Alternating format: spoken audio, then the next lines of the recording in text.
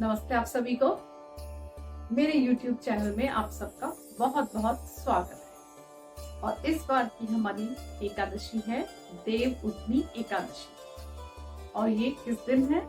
ये एकादशी 12 नवंबर 2024 को है।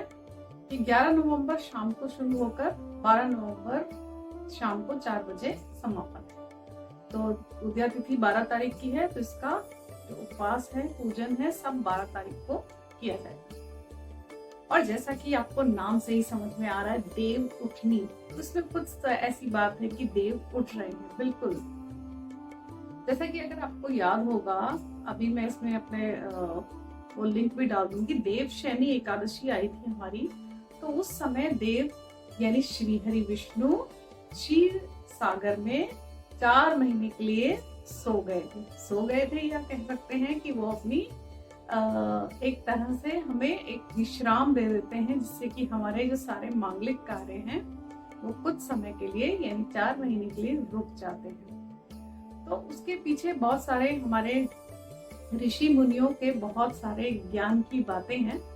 किसी दिन वीडियो बनाऊंगी तब बताऊंगी कि ये 4 महीने शयन क्यों करते हैं। तो अब तो उठ गए हैं, 12 तारीख से उठ जाएंगे तो सारे मंगल कार्य हमारे शुरू हो जाएंगे, जैसे कि शादी होना, मुंडन होना, जितने भी संस्कार हैं हमारे, वो इस हम 4 महीने में रोक देते थे। और अब देव उठनी पे वो सब चीजें शुरू हो जाएंगी। तो चलिए इसकी मैं कथा सुनाती हूँ। एक पुरानी समय की बात है। एक राजा हुआ करते थे और उनके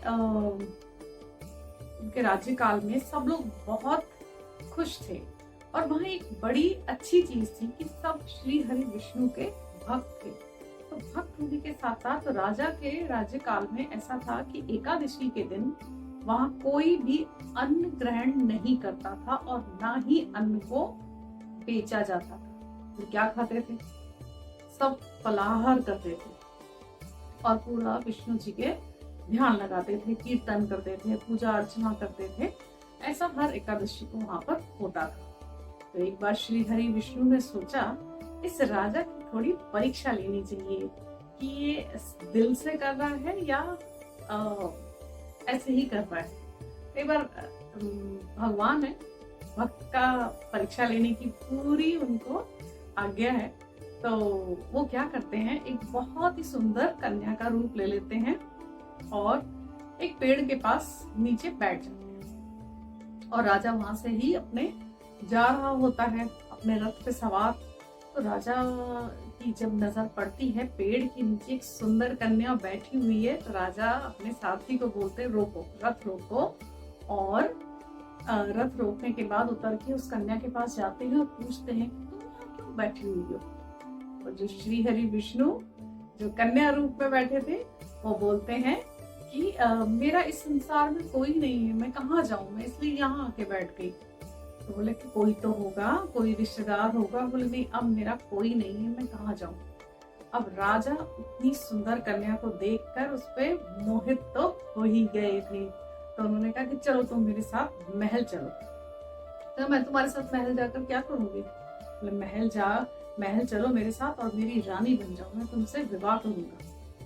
कहती ठीक है, मैं साथ चलने के लिए तैयार हूँ और विवाह करने के लिए भी तैयार हूँ, लेकिन मेरी कुछ शर्तें हैं कि जब मैं शादी होकर रानी बन जाऊंगी तो मेरा राज्य पर मेरा भी अधिकार रहेगा। मैं जो कहूंगी वो होगा और जो मैं बनाऊंगी वो तुम्हें खाना होगा। तो राजा तो सम्मोहित हो ही चुका था, तो हर चीज के लिए हाँ बोल दिया और उसको घर लेकर आ गए और वहां शादी कर दी। शादी करने के एक दिन में ही देव उठनी एकादशी आई और उसने क्या करा, सारे घर में सब लोगों को आदेश दिया, पूरे राज्य में, नगर में ये बोला कि सब लोग अन्न को बेचो और जिस तरह से बाकी दिन खाना खाया जाता वैसे खाना खाओ।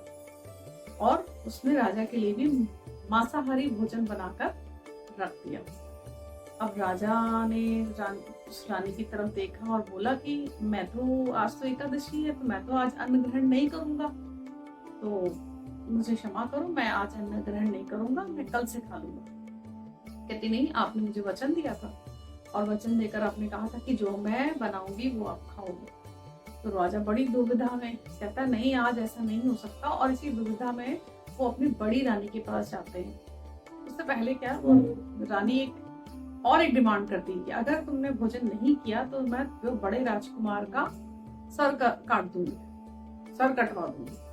तो बड़े डर जाते हैं और बड़ी रानी के पास जाते हैं, उससे पूछते हैं कि मैं क्या करूं, जो ये नई रानी आई है, छोटी रानी, ये ऐसा कह रही है। तो बड़ी रानी कहती है कि महाराज धर्म की रक्षा करो, धर्म की, पुत्र तो और भी आ जाएंगे, पुत्र का बलिदान धर्म की रक्षा के लिए हम दे सकते हैं। और ऐसा कहकर बड़ी रानी रोने लग गई। तो जो उसी समय बड़ा राजकुमार वहां पर आया और अपनी माता को रोता हुआ देखकर पूछना शुरू किया कि भाई माँ क्यों रो रही हो। तो रानी ने पूरी बात बताई कि ऐसे से छोटी जो रानी आई है वो ये कह रही है। तो राजकुमार कहने लगा कि मैं धर्म की रक्षा के लिए और अपनी पिता के वचन के लिए मैं अपना सर कटाने के लिए तैयार हूँ। और यही सब वो छोटी रानी वहां पर साइड से सुन रही थी। फिर सब उसके पास गए और जब राजा ने बोला कि मैं अपने राजकुमार, अपने बड़े बेटे का सर कटवाने के लिए तैयार हूँ, तो छोटी रानी बोली, क्योंकि वो तो श्री हरि विष्णु थे, बोले मैंने सब तुम्हारी बातें सुन ली हैं। और उन्होंने अपना रूप बदलते हुए श्री हरि विष्णु के रूप में आकर कहा कि राजा मैं तुम्हारी इस तपस्या से बहुत बहुत प्रसन्न हूँ, बोलो क्या मांगते हो। तुमने ना एकादशी का व्रत किया बल्कि उसका बहुत अच्छे से पालन किया, इतना डराने के बावजूद भी तुमने एकादशी के उपवास को नहीं तोड़ा, तो मैं बहुत खुश हूँ।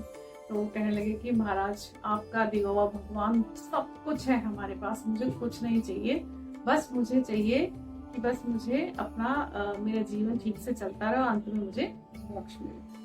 तो फिर क्या होता है कि श्री हरि विष्णु उसके लिए बहुत अच्छा सा एक यान आता है, वायुयान आता है, और वो उसमें राजा और रानी बैठकर, बड़ी रानी उसमें चले जाते हैं बैकुंठ लोक पर, पूरा राज्य अपना अपने बेटे को देकर चले जाते हैं। तो भगवान जो हम भगवान से प्रार्थना करते हैं कि एकादशी की कहानी, कथा सुनने वाले, सुनाने वाले और हुंकार करने वाले, हाँ हाँ करके सुनने वाले, भगवान सबकी इसी तरह से मनोकामना पूरी करे।